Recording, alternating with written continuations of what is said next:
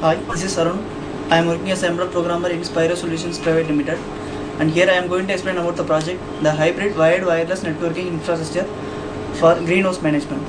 If you go for the objective of the project means, we are going to implement the wired and wireless technologies in the same system for the management of the greenhouse parameters.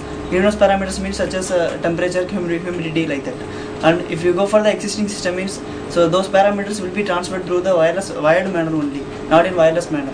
So due to that existing system, it has some disadvantages. Means if the data are transferred in wired manner means there may be the chance for the data losses and maybe the reduction of the data accuracy.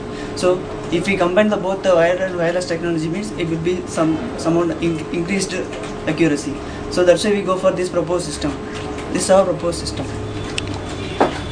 This one is a greenhouse environment network, and we have a CAN controller as a wired technology and ZigBee as a wireless technology. It has two nodes. First one is the master node and another two nodes are the slave nodes. And here we have connected with the DC motor and temperature sensor and humidity sensor in these slave nodes. And this one is a monitoring section connected with ZigBee with PC. This ZigBee communication is used for the communication between that greenhouse parameters and the monitoring unit. And here the temperature and humidity sensor values are sensed by the sensors, and it will be transmitted to the master node via the slave nodes using the two wires.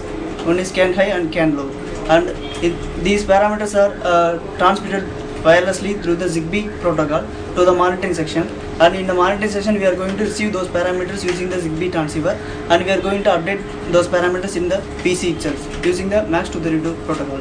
And if you go for the advantage of the project means, we are using the CAN protocol here. So by this we can reduce the data accuracy, reduce the data losses, and we can increase the data accuracy of the greenhouse parameters. Thank you.